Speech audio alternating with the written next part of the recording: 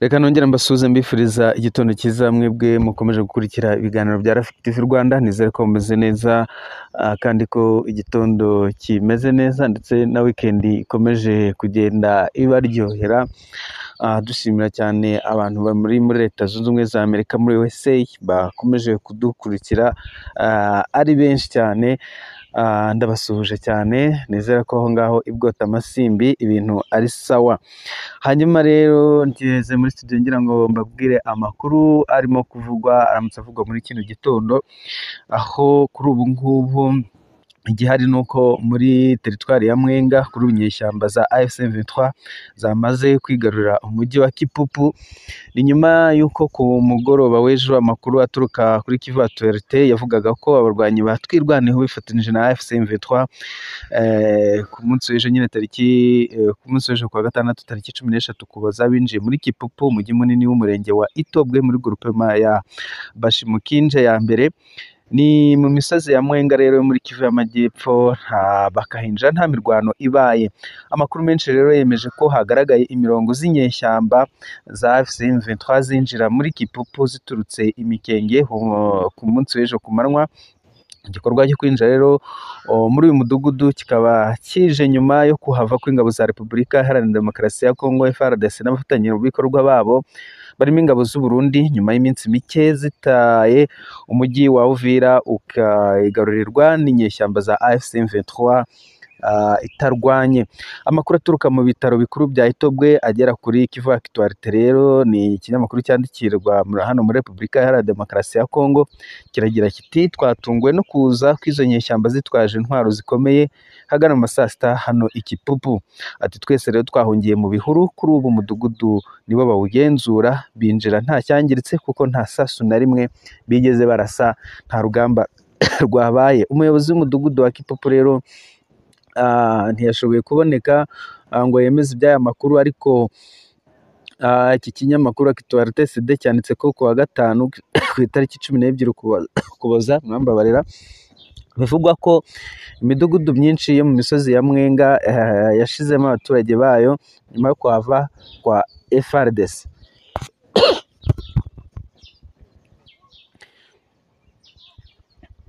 Ihuriro AFC M23 rirwanya ubutegetsi bwa Repubulika Iharanira Demokarasi ya Kongo kandi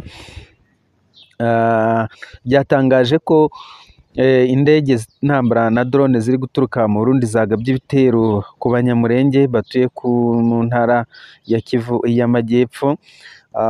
Umuvugizi rero wa AFC M23 Lawrence Kanyuka yatangaje ko ibitero byagabwe mu rukera rwo ejo ku munsi w'ejo tariki 13 Ukuboza 2025 kandi ko ingabo z'u Burundi zabigizemo uruhare rutaziguye, aho Kanyuka yagize ati indege z'intambara za Sukhoi 25, kajugujugu z'intambara na drone z'igisirikare ngo biyoborerwa ku butaka bw'u Burundi byagabye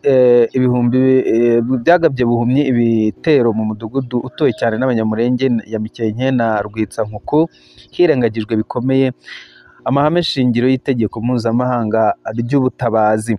AFC M23 rero yatangaje ko ibitero byari bigambiriye abasivili byapfiriyemo abarimo abagore n'abana, kandi ko bigize ibyaha by'intambara n'ibyaha byibasira inyoko muntu.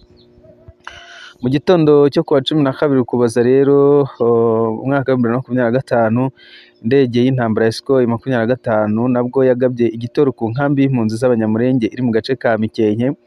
Umunyapolitiki Moise Nyarugabo yatangaje ko ibitero by'ingabo za Kongo n'iz'u Burundi ku basivile biri guterwa n'uko zikomeje gutsindwa ku rugamba, kuko mu byumweru 2 bishize zambuwe ibice byinshi biri mu kibaya cya Rusizi. Ni mu gihe kandi uyu mutwe wa AFC M23 ukomeje gutera utwatsi ibirego by'ibihugu bikomeje kugaragaza ko ikoreshwa n'u Rwanda, ugaragaza ko imvugo nk'iyo igamije guhindura ukuri mu buryo buteye inkeke, bigashingiro Leta ya Kinshasa igamije kurimbura no guheza igice cy'abaturage bayo.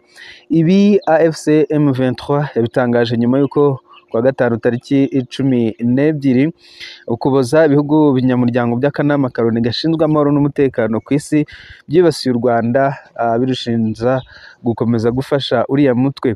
Igitutu ku Rwanda rero na AFC M23 cyongeye kuba cyinshi nyuma y'uko izi nyeshyamba zishoboye kwigarurira uduce twinshi two mu ntara ya Kivu y'Amajyepfo turimo n'umujyi wa Uvira. Ibihugu nka Leta Zunze Ubumwe za Amerika, Ubufaransa, Ububiligi, Uburundi ndetse na Repubulika ya Demokarasi ya Kongo byumvikanye byiko mu Rwanda ku bw'ifatwa ry'uriya mujyi. Hanyuma rero umuvugizi wa AFC M23 Lawrence Kanyuka mu itangazo yasohoye ku munsi w'ejo kuwa gatandatu akaba yarateye utwatsi abakomeje kwikoreza umuryango wabo u Rwanda. Avuze ati igerageza ryose ryo kugaragaza AFC M23 nk'abanyamahanga cyangwa se abakoreshwa n'u Rwanda ni uguhindura ukuri mu buryo buteye inkeke bigashingira imvugo ya leta ya Kinshasa igamije kumaraho no gushyira ku ruhande igice cy'abaturage b'Abanyekongo no gushyira hasi abaturage bo ku rwego rwa kabiri. Uyu Kanyuka yavuze ko icyo AFC M23 ihuriraho n'u Rwanda cyonyine ari ugusangira impungenge za jenoside. Uyu mutwe wasobanuye ko ari umuryango ugamije kubohora Abanyekongo wemeje gukemura impamvu muzi z'amakimbirane ari muri Repubulika Iharanira Demokarasi ya Kongo. N'impamvu rero zirimo kuba ubutegetsi bwa Kinshasa bwarigize nk'inyamaswa zinyaga bugahitamo gukorana n'imitwe yitwaje intwaro y'imbere mu gihugu n'iy'amahanga irimo n'Abanyarwanda babaza genocidaire wa FDLR. Hanyuma harimo kandi isukura rishingiye ku moko rikorwa na leta igamije kumaraho by'umwihariko abatutsi b'Abanyekongo n'andi moko leta ya Kinshasa yashyize mu gatebo kamwe nabo nk'Abanyamurenge n'Abahima. Indi mpamvu AFC M23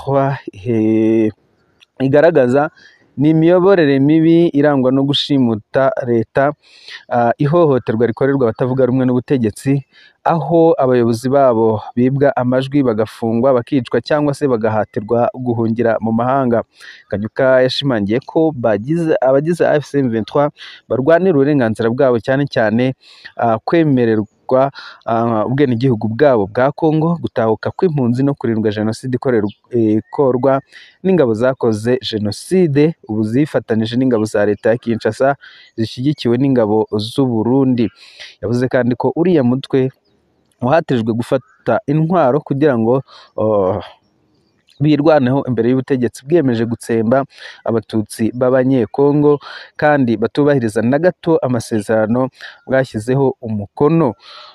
Hanyuma rero AFC M23 ikaba yagaragaje ko kuva yo na leta ya Kongo batangira ibiganiro bya Doha yakunze kugabwaho ibitero byinshi byica abaturage, bikagabwa kandi n'indege z'intambara z'ubutegetsi bwa Kinshasa harimo n'utudege tutagira abapilote dutoya twa drone.